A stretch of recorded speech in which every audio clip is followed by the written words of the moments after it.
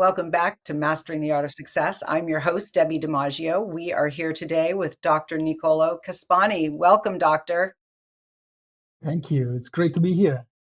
So excited to hear all about your life.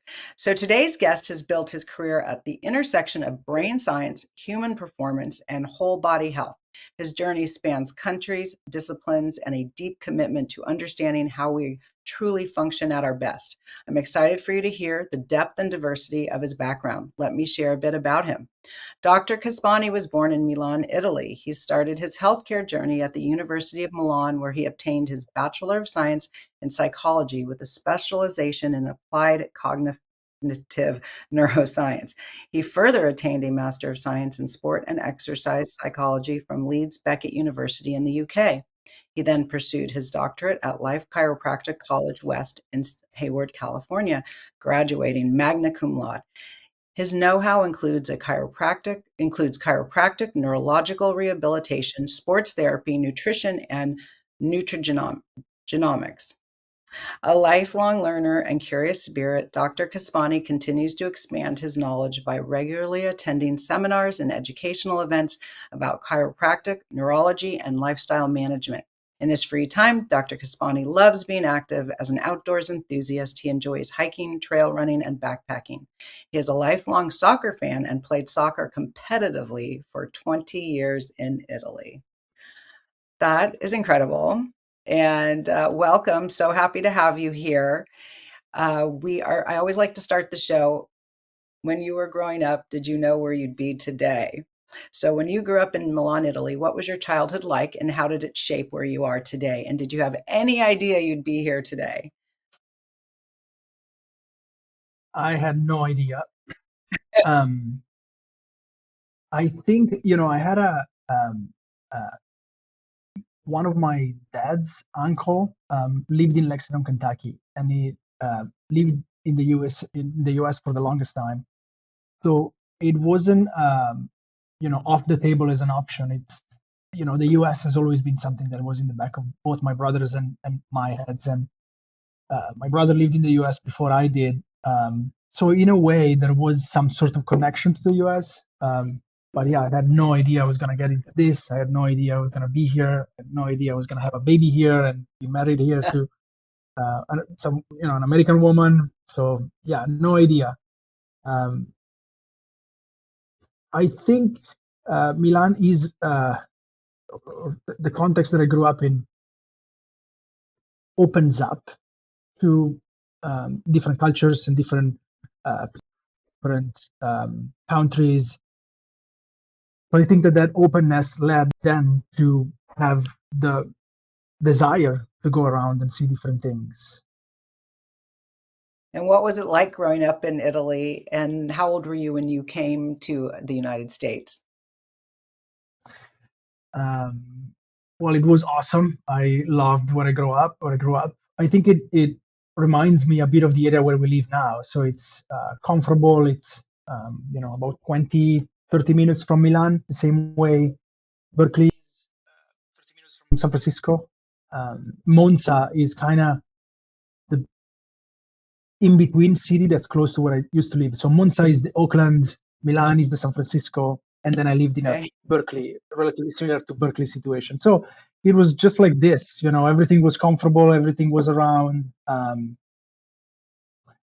It was a great spot to grow in. Very residential and suburban, great spot to grow. So I didn't know. I met Dr. Caspani in my business networking group. We became friends, but I didn't know about the soccer background. So soccer was a big part of your life for 20 years. What did competitive sports teach you about mindset and resilience? Yeah, I think it's all about mindset and resilience. I started really, really young, and in Italy, you either play soccer or if you suck at playing soccer, you do something else. But very, very competitive right off the bat. I think that the fact that it's the teams are big, there's about 20 kids in every team, also really helps shaping your understanding of who you are in a community. What do you bring to the table? what are your strengths and weaknesses when it comes to relating to other people. So it's a great school, I think, as a sports. There's a lot of interaction, and there's a lot of it's about teamwork, and so it's a beautiful experience from that standpoint. And then the competitiveness in Italy forces everybody to really push hard and do their best. So I think it really transfers into then the resilience that you apply in every aspect of your life afterwards. Absolutely. Sports are such a good training ground for business later in life. I 100% agree. So, wh- so reading your bio, knowing you, coming to you, I I think you pitched yourself as a chiropractor, but you've never cracked me. I do not like being cracked, and you've helped me so many times, not only me, my husband, my kids, and so many of my friends. Tell us what your title is and what is the chiropractic part. Kind of break down what you do, because it's not you're not a typical chiropractor. It's way beyond that, and you've healed so many people. So I want to thank you for that. That, it's my pleasure always. Well, thank you for mentioning that. It's been a pleasure to take care of your awesome family and take care of you. But I am a chiropractor by license. That's the license that I operate under. But what I specifically focus in is neuromuscular activation. So it is my belief that muscles are the most important structure in the body from a musculoskeletal standpoint, of course. Um, the adjustments and the moving of the bones, very beneficial. It's very useful, but it's not necessary within my scope, and it can be done in many different ways. So people that appreciate the more manual adjusting can receive that type of treatment, but we can do the same thing in many other ways. We use the gentle adjustment with the table, some percussor tools that I've been using with you, because contrary to what the general belief is, chiropractic is not about creating alignment or pushing bones back into place. I have this conversation every day where I try to convince people that nothing went out and nothing is about to go back in. Uh, we have ligamentous structures and muscles that prevent joints from going to point A to point B. Nothing shifts out of position. Joints, which is a joint is a meeting of one bone to the other. Every time there's a bone meeting another one, that joint can move, and it's supposed to move. So what can happen to those joints is motion can be restricted. So the joint can miss and lack the capacity to move through its whole range of motion. That has a neurological uh, consequence. So our brain, somatosensory cortex, is a section of the brain at the very top, perceives our body in space, receives information from every single cell in our musculoskeletal system that tell the brain where our body is in space. Imagine kind of our brain creating a little hologram of our body in space up top so that it can keep this capillary control of what's happening to every body part. Injuries, you know, bad postures, big traumas, all of these different aspects can make some of this feedback, some of this information coming upwards become a little faulty. And so my goal is always to restore an optimal understanding for the brain that the brain has about the body in space. And that can be done in many different ways. It can be done by stimulating muscles, can be done through adjustments, can be done through red light therapy at times, can be done through exercise, which is an essential component of what I do. And there's always exercise recommendation that I give to every patient. But rather than having a treatment, which is the adjustment, and everybody that comes in is going to receive the treatment, the goal here is to understand what's missing, which part of the body is the brain not receiving good feedback from, good information from, and let's make sure that we understand what stimulus needs to be provided in order to restore this beautiful communication. Once we do that, our body knows what to do. And so if optimal feedback is reestablished, then tension tends to decrease and discomfort and pain tend to decrease. So the medium that I interact with is the nervous system and the proprioceptive system rather than, pushing the skeleton around. Right. Does that make sense? Does that make any sense? No, definitely. I mean, I've experienced it, so I know. And how do you diagnosed one specific friend. She's in her 60s and she had an accident in her 20s, Alex, and you identified where her pain was coming from, which no one had identified, and you helped her significantly. How did you find something that happened so long ago and no one had identified it? Well, I think it's a combination of listening to what the patient says, which there's always a lot of information that comes from what the patient says, and Mm, most of the times people tell me what's going on, and there's I'm always guided in understanding by what people tell me their experience is. And then I think there's observation. So I think that if someone comes in with low back pain and I stare at the low back, I'm gonna only see, you know, that body part. If I take a step back and I look at the overall body, then I start putting things together and I can understand how something that's related in her case, it was in the same limb, lower down. You know, one can test if an ankle moves well. And if an ankle doesn't move well, and there's bone callus, and there's a history of an accident in the limb, then very likely that that has an impact, or not very likely, but sometimes that has an impact, and it has to make sense. So then you do the orthopedic examination where you evaluate if the hypothesis is realistic, and in our case, it was. And so yeah, it's a combination of information coming from all different parts. So the examination, um, the observation, the palpation, but again, most of the time, uh, the patient tells me. yeah, that's incredible. You started in psychology and cognitive neuroscience. What first sparked your fascination with the brain? I can't remember. I don't know what specifically started the interest. I know that in high school, at the end of high school in Italy, you have to present a project that spans across different subjects. So you kind of combine different subjects into one topic. And I did psychology for some reason.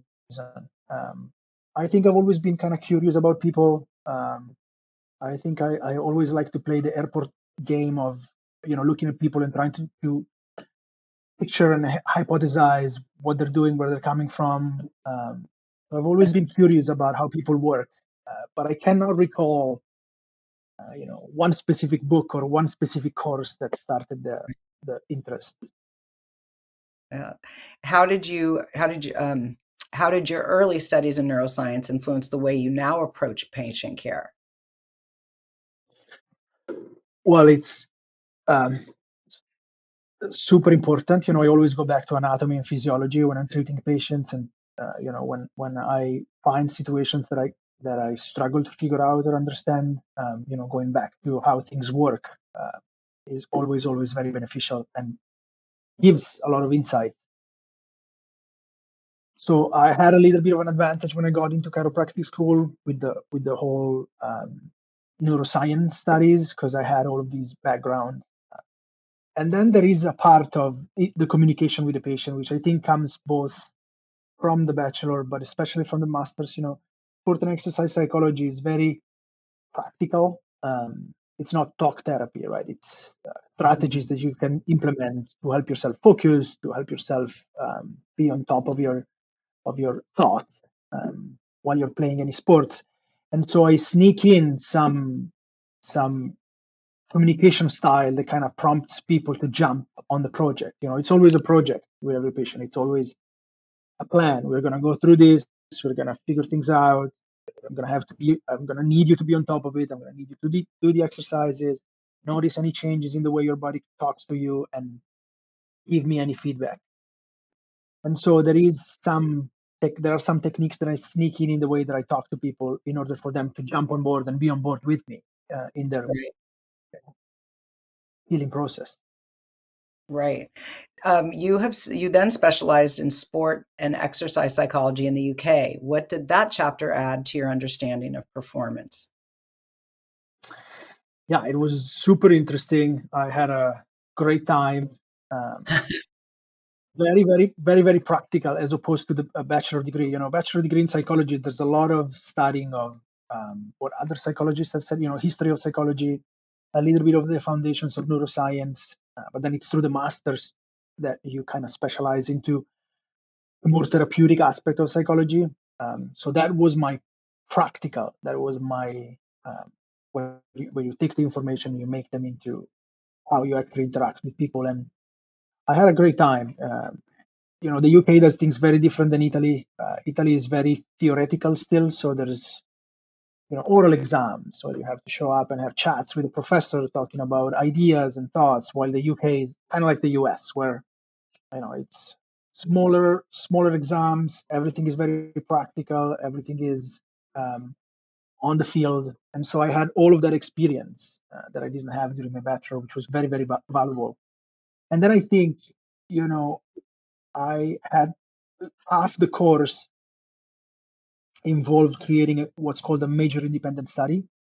So I had to design a research study. I had to present it to my professors for approval, and then I had to, find the participants, run the study, and then write the dissertation at the end. And so that gave me some insight as to how, what it means to read research, made research much more approachable to read and consult, and that has been so valuable since then. You blend chiropractic, neurological rehab, sports therapy, and nutrition. How do all those pieces work together in your practice? Yeah, so I always talk to people about the trial of health. So I tell people that our health is a triangle. The sides are the same length. Everything is equally important, and there's emotional or psychological health, biochemical health, and then musculoskeletal health. All three have to um, be expressed in a positive way in order for the whole body to function appropriately. And within the musculoskeletal health, there's the chiropractic, the adjustments, and the laser, the exercises.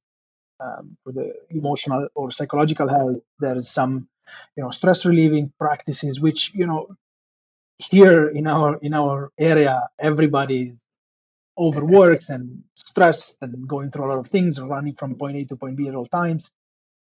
So taking care of that aspect under my license, what I can do is provide some lifestyle modification. So improving sleep hygiene, improving home hygiene with lifestyle stuff that can decrease the stress. Mindful or mindfulness or any sort of meditation practices that people want to implement, prayer for some people, whatever the preference is. And then the biochemical side of the triangle is more of what's happening from a chemical standpoint in our body, and that inevitably has a lot to do with what we eat. Do we drink enough water? Do we eat foods that support the healing process, or are we hindering the capacity of the body to heal itself by introducing, more stressors than more beneficial nutrients? It's like a bank account. I always say, your health is like a bank account. You have deposits and withdrawals. If you want to be healthy, you just have to make sure that you do more deposits than withdrawals. If you do more withdrawals than deposits, you're going to be in the red.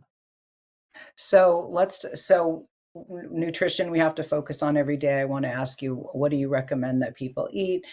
Exercise, how often should we do it? Going with your triangle. And then coming to see you. I know oftentimes we go to see you because, oh, something hurts. My toe was hurting and this was hurting. My neck was hurting from being hunched over my computer. So should people come to see you or anyone like you once a week, once a month, or only when they're having a problem? Those are all great questions. I'm going to start with the nutrition. I am for the simple things first. There's a lot about nutrition going around now, and it really looks like, depending on the person, opposite approaches can have incredible benefits. There's people that do vegans and they're doing great. There's people that do carnivore and they're doing great. So it's hard to subscribe to any of these directions. Absolutely. I think it's a very personal understanding that people should go through. But generally speaking, a paleo diet, a whole foods diet, right, where people eat as little processed foods as possible, as little high sugar content products as possible, healthy vegetables, healthy meats, healthy um, omega-3 rich fish and seafood, grains, possibly in their whole form, and then keep it in mind the 80-20, right? 80% good, 20% bad. If I want a croissant in the morning one time a week, there's nothing wrong with that, as long as, again, deposits and withdrawals, as long as, for the most part, I'm keeping things under control. Um, And you should we be asked, I don't focusing on, remember the follow-up questions. yeah, I'll go to the, so, and what about like, we're supposed to eat more protein, or or fruit is a carb, like, just break that Yeah, down, you know, beautiful. I think protein and fibers, if you want to focus on two nutrients, I think the most bang for your buck is high protein, high fibers, between 1 to 2 grams per kilogram of body weight. Protein intake on a daily basis, very beneficial depending on the level of physical activity, how much people stress their bodies. Some would argue much more, and maybe, if there's a lot of breakdown, proteins are kind of the bricks that make our body up. So if there's a lot of breakdown, maybe more could be beneficial. And then making sure that a good amount of fibers is consumed on a day-to-day basis. There are what, grams out there; they fluctuate depending on who you read, but yeah, what kind of fiber foods do you recommend? different. So there's soluble and insoluble fibers, and a good balance between the two is a great idea, in my opinion. I think that both insoluble fibers, which is more of the lettuce and firmer foods that are struggle to be digested but are very beneficial for our microbiome, right? The bacteria, the beautiful bacteria that populate our large intestine and small intestine, and a mix of sweet potatoes, which are more soluble but also very, very beneficial. They improve peristalsis, they make the gut work nice and well, and they push things through. So a bit of both, and again, variety is the key here. Eat the rainbow, some people say. So there should be many different colors. Different colors correspond to different type of nutrients. So when you look at your dish, there should be a little bit of purple, a little bit of red, a little bit of yellow.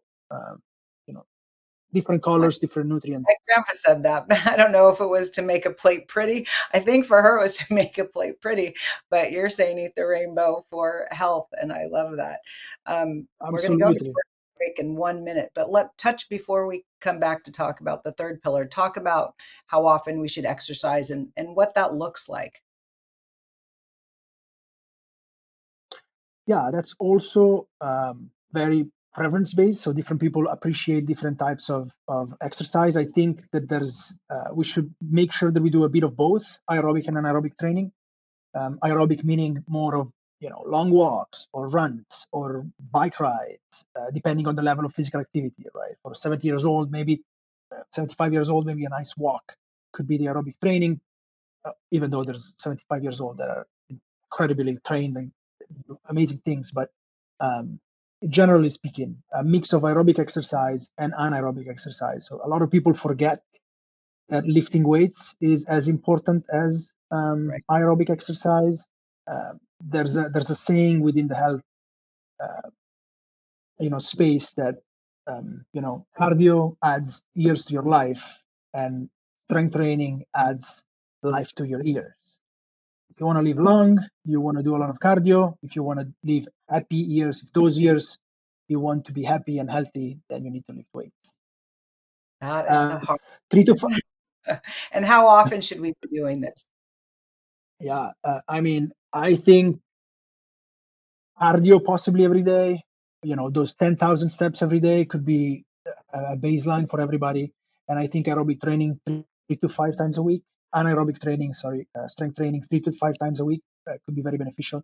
And that can look like many different things. For some people, it can look like, heavy weight. For some others, just some resistance stuff with bands and, elastic bands and body weight. Okay, wonderful. We're going to go to a quick commercial break and we'll be right back with Dr. Caspani. Thank you. Did you know that your beliefs create your entire reality, but it's the subconscious beliefs that do most of the creating? Belief shifter and life coach Shiraz can help you identify those limiting beliefs and eliminate them, often in a single session. Like it was almost instant, like I had relief right away. Creating better health, relationships, careers, and finances. Let Shiraz help you step out of safety and into awareness. Definitely something's happening. It's like a flow inside. It feels good. Whether in person or online, Shiraz provides personal coaching, belief shifting. Visit Shiraz at energeticmagic.com or call 416-529-7429. Energetic Magic. Find your greater happiness. Be well. Be aware. Be magical.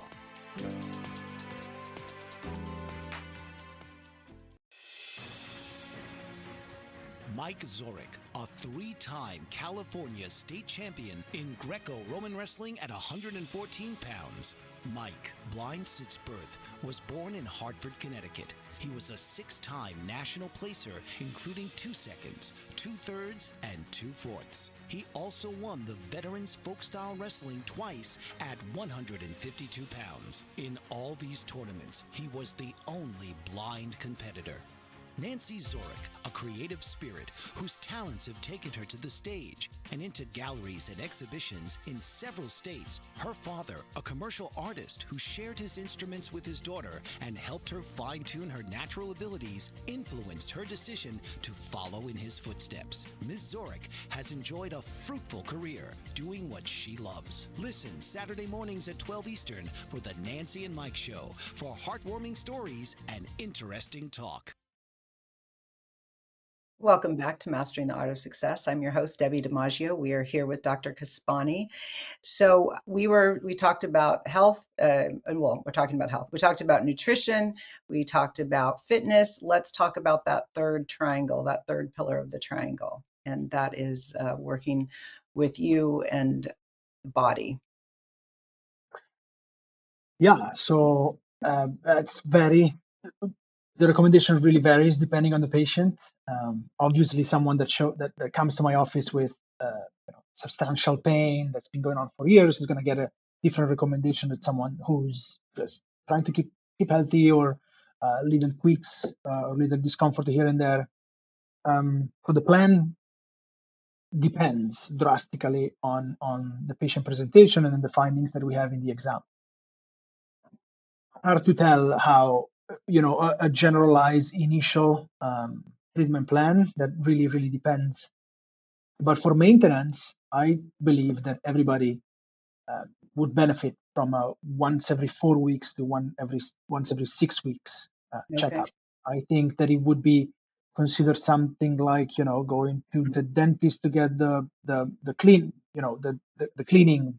Yes, you do brush your teeth every day, but you also want to get the cleaning from time to time. And that's pretty much the same concept. I think that preventing things from happening, as we can identify here at the office, can be such a better strategy than injuring or developing the discomfort and then having to go backwards and undo things that have already happened. Right. I think what you do is you catch it ahead of time. So someone might not be feeling pain.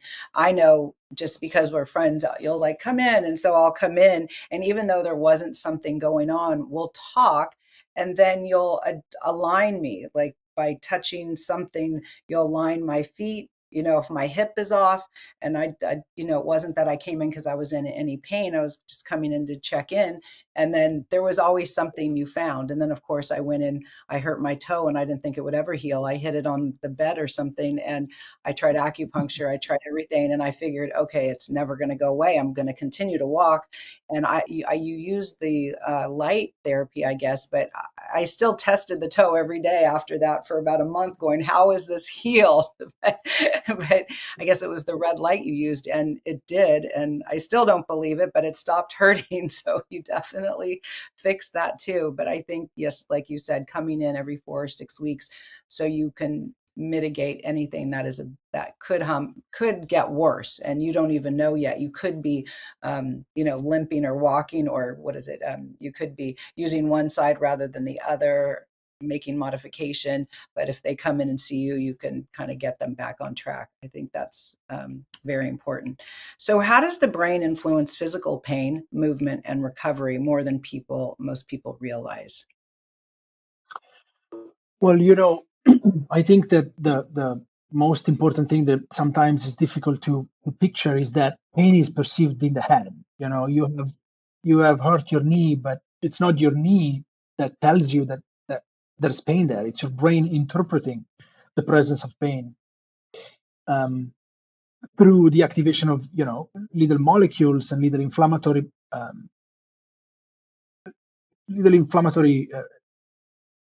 molecules, we can call them, or agents that activate certain nerves that then communicate to your brain and tell your brain that there is something painful going on down there. Now, pain can be sensitized or desensitized. So if that nerve coming from the knee, let's say, fires the perception of pain into the brain continuously over long periods of time, that pathway becomes easier to fire, right? The same way, Steph Curry has taken a million shots before he became as good as he was, because that pathway of movement has been done so many times that it becomes Right. very comfortable and easy to do. And now automatically that can be done without him having to think about it too much. The same happens here, and it's what neuroplasticity is. So our nervous system adapts to what it deals with on a day-to-day basis. And so if the pain reoccurs and continues over long periods of time, that pathway becomes sensitized, and it's easier for things and to get re-injured or become painful again. And so it's important for people to understand that the perception of pain is more than just the inflammatory process happening in a knee. It's more of a neurological interpretation of something that's happening locally. And when people are some treatments, if people are having pain, do you tell us about hot and cold ice baths and hot and cold, and what they could do maybe at home to help if they have an injury after they've come to see you, let's say? Yeah, so again, it varies depending on what type of tissue has been injured. Ice, which was very recommended for a long periods of time, is kind of getting reviewed as a good at home tool. Hmm. I would recommend ice it's an immediate practice. So if something really, really hurts and just got injured, then in the first maybe couple of days, ice can be used to numb down the area. But then the whole point of ice is the fact that the inflammatory process gets stopped, right? The cold stops the inflammation from happening, which can be beneficial because the pain decreases, but then at the same time, the inflammatory process is also what heals the tissues that got injured. So there's a fine line between calming the symptoms through cold and then preventing the healing process from happening because of the cold. So short periods of time, ice, if in acute pain, generally speaking, heat is beneficial for muscle tightness. It really helps calm muscles down, just as Epsom salt baths, which are very, very beneficial for people that are stiff or tired or, hold something. Post-workout discomfort, heat is much more beneficial. Awesome. You also work with nutrition and nutrigenomics. I'm saying that right. How personalized is health becoming today compared to 10 years ago? Yeah, incredible the insight that we can have now about people. I think that the genetic aspect of health and individuality have been explored more and more, and it's kind of the future. It's where we're going, right? We're gonna make things individually targeted rather than having these blank uh, statements or blank therapies for everybody. Nutrigenomics does that. So nutrigenomics is the study of how nutrients and certain dietary components or products can influence how our genes express, and on the other hand, how the genetic makeup of every individual person can affect how that specific person is going to respond to certain nutrient. An example is, celiac disease, or some people that are aggressively lactose intolerant. Some people can deal with caffeine very well. Some people cannot deal with caffeine really well. Some people can, eat meat and feel really, really good. Some other people are not really good at breaking it down. The body is very complex, and um, the beauty of what we can do today and what we will be able to do even more in the future is going to be to have this very specific understanding of the person as an individual and what specifically needs to be done for that person. We're at the beginning, so there are some genes that can be evaluated that pertain to responses to food. We're just starting, but I'm really excited about how that's gonna what that's gonna look like in the future. And AI is gonna speed this up so much. We're gonna get to the point where we put some data into a platform, and we're gonna get dietary recommendations, and it's gonna be easy and available, and I cannot wait. I know there's so much. I've recently gone on to this whole biohacking, reverse aging. I don't drink anymore. I am I'm trying to take vitamins, and let's talk a little bit about vitamins and supplements. I mean, I don't know if it's Dave Asprey or someone takes 200 supplements a day. Okay, I'm not taking 200 supplements. I hate swallowing pills. I am taking a handful. I did have ChatGPT help me because they were giving me, by listening to these podcasters, I had a list, and then I said, can I get these five in one? So anyway, what is too many supplements? What are some ones? Let's just talk about a woman. What are some supplements a woman should take? Should we take B? Just, if I know we're not going to say specifically, of course, it's specific to everyone, but what kind of a guideline can you give us? Yeah, I mean, that's absolutely correct. It really depends if we're chasing something with supplements, if we're trying to change a reaction inside the body because there is a specific symptom or specific presentation, or just general overall health. We can talk about general overall health. And I think, people are going to have different opinions about this, but I think that a high quality multivitamin, why not?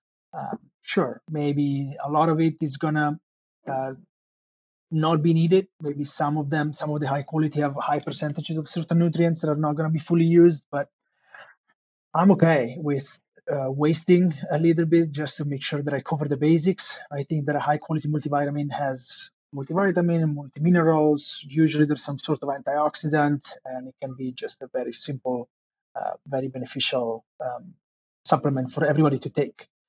Magnesium is very spoken about in by a lot of people, and I think that it's for a lot of people that struggle to sleep. Magnesium bisglycinate in the evening can be beneficial, can help calm down the body and tune things down. I think adaptogenic herbs can be for us, for where we live and for the type of life that we have, something that can help our glands produce well, our HPA axis, our response to stress, modulate and control. Again, yeah, our stress What, response can be what was beneficial, that? and those are, you know, What was that one? What was that supplement you said? so it's adaptogenic herbs, ashwagandha, ginseng, Oh, tulsi, or holy basil. There's a few different products, and they have this beautiful effect of, modulating the function of our hormones. So keeping a healthy hormonal health. This is again overgeneralization, not for everybody, but in general, I think these could be good recommendations. Vitamin D, I think most of us don't spend a lot of time outside.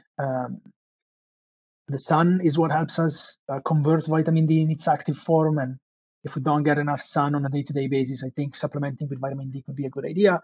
If you're taking a good quality multivitamin, usually a healthy dose of vitamin D is included. so do you have to take, though? I thought you had to take vitamin D with calcium. Do you have to take both vitamin D and calcium for it to work?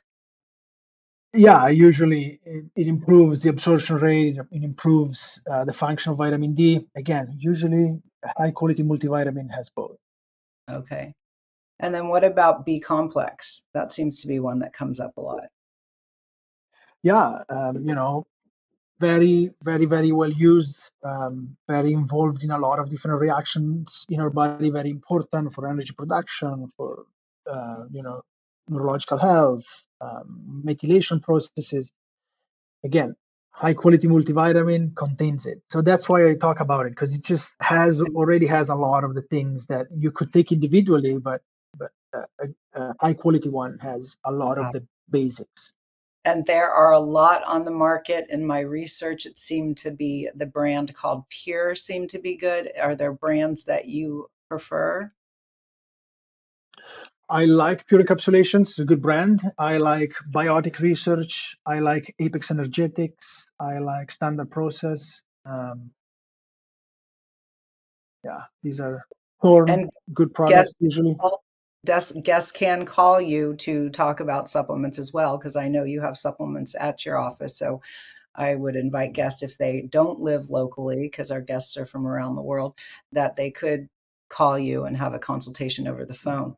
Um, Yeah. yeah, I'm just, there's so many. And then AG1, a lot of people are taking. Do you know AG1? A lot of people are taking that. Good, bad, indifferent, or just a nice boost. No, I think it's a great product. I think again, it covers the basics. Good, healthy way to start the day.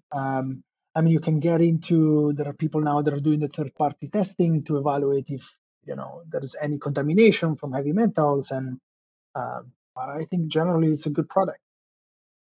I recently took a Dex. I got a DEXA scan. I and is is is there anything you could talk about that? I know there's and maybe there's some testing that people can have. You were talking about some testing, so tell us about any testing people might want to do and what they mean exactly for us. Yeah, I think it's CBC, the complete blood count test that you get yearly from your medical doctor is a really good starting point. There's a lot of information that can be taken from a CBC. Sometimes if you look at the range of normal and abnormal that's provided on the standard results, yes, what is defined there is pathology or non-pathology, right? Abnormality or non-normality, where you step into, okay, you have a deficiency in these vitamins, and we can call it that, right? We can code it as that within the healthcare system. But at the same time, if you're trending towards one edge of the range, you're not in the pathologic range yet, but that tells us something, right? It's a more functional observation, and it's telling us that maybe there is something that's driving the nutrient or that hormone or that specific biomarker to be high or low. So I think that the CBC looked at from a functional perspective can be very, very beneficial and a great starting point, which then can provide some information as to what a potential follow-up would be. There's a lot of tests out there. There's hormone tests, there's GI tests, or you know, uh, beautiful stool tests that give us a bunch of information about the healthiness of our gut and our bacteria in our gut. Yeah, those are some of the basic ones. DEXA scan super important. I think bone health is something that we should be really aware of, and yeah, another really good test. Usually people start doing it from a certain age moving forward, and I think it's a good idea. There's just so much information out there. It's insane. What are some daily habits that support both brain health and physical performance? I think sleep is probably the most important biohack. I think if anybody is doing really fancy stuff with, red light and fancy things, but they don't get those 7, 8 hours of good quality sleep, it's time to review the priorities. It is our superpower. It's where everything gets fixed, right? It's where our body heals. And so focusing on having really good sleep is probably something that everybody should do. I think water intake is another huge aspect of this. I think a lot of people are dehydrated, and dehydration masks itself in many, many different ways. I usually say half your body weight in fluid ounces on a daily basis. But everybody should be drinking. Those are two very simple ones, but I think they're absolutely key. There's a lot of conversation about circadian rhythms, so helping our hormonal system understand when it's time to kick in and when it's time to stop. So the recommendation of exposing yourself to sunlight as soon as you wake up in the morning, and then turning down the light when you're getting ready to bed, which means no blue lights, right? No TV, no phones, and it's still within the sleep hygiene mindset and frame, but there is something to exposing yourself to light in the morning to start the day, and then removing the light at some point when it's time to move towards sleeping time. And does it matter? Let's go on to sleep. I know it's definitely could be difficult for some people. So if you go to bed early, but you get up at like 3, like I do, I don't go to bed that early, but if I'm going to bed at 9 or 10 and getting up at 3 or 4, does it matter when that sleep takes place, or should I be going to bed later and trying to stay? I mean, there's no way I can because I have 2 kitties, Riggs and Leanie, who will not let me sleep. So now I'm used to getting up at 3 and 4. Is that hurting me with all this information I'm taking in? I'm completely freaked out that I'm not getting enough sleep, even though I'm not tired. But should I go to bed earlier? So you said you go to sleep at what time? I will watch TV and I usually fall asleep, but I'm not in bed asleep, but we'll be watching TV and then I'll fall asleep. But I would say I'm definitely asleep by 10:30. But I might have had a little cat nap before that.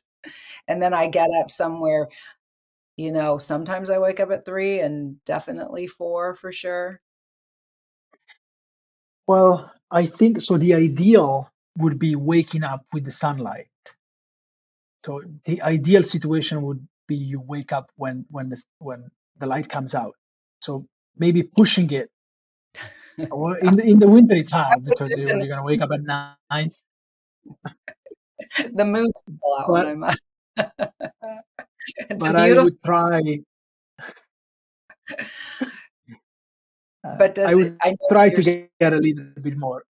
a little bit more, but does it matter if I'm getting Yeah. the right amount of hours? Is it really that harmful that I'm not waking up with the sun? No, but if we consider from 10:30 to 3:30, those are 5 hours, 5 5, hours. 6 hours, and you should get a little bit more. Because I don't know if the catnap before is works. You want that continuous Solid. sleeping cycle.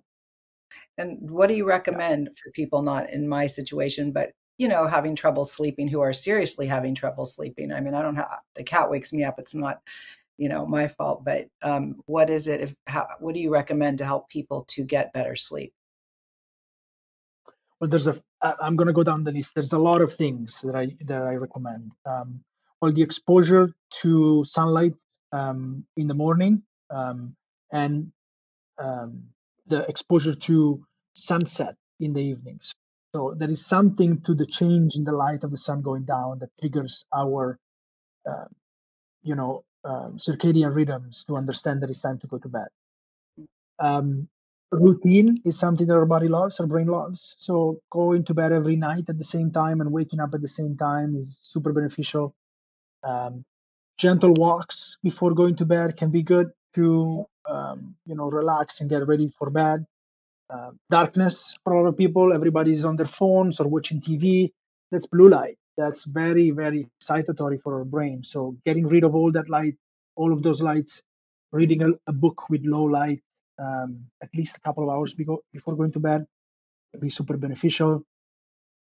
Caffeine for a lot of people, maybe 10 to 12 hours, stop drinking caffeine 10 hours before going to bed would be a good idea. Alcohol messes with our sleeping cycle, so removing um, alcohol before going to bed.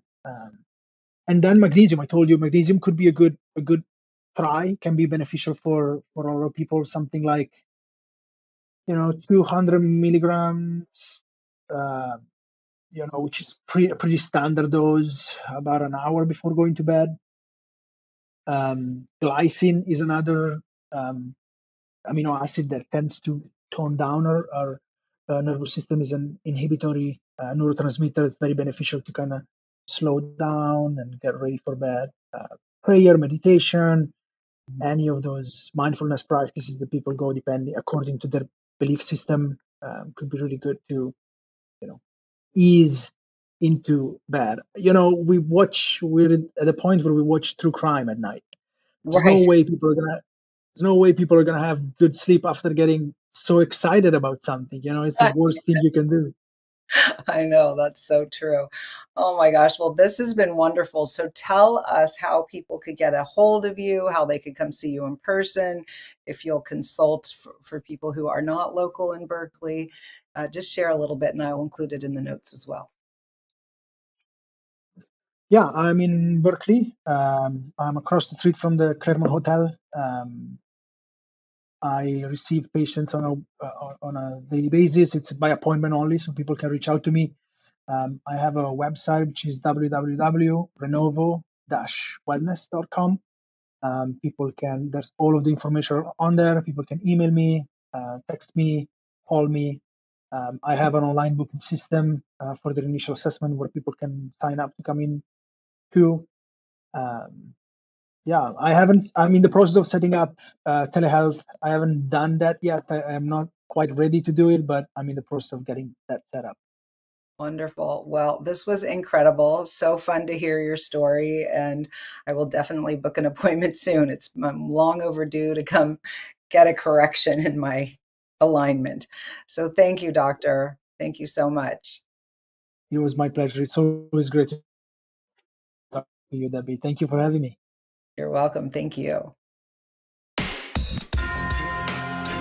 Tune in each week for another episode of Mastering the Art of Success with host Debbie DiMaggio. Thursdays, 2 p.m. Eastern. Real stories, real strategies, real success.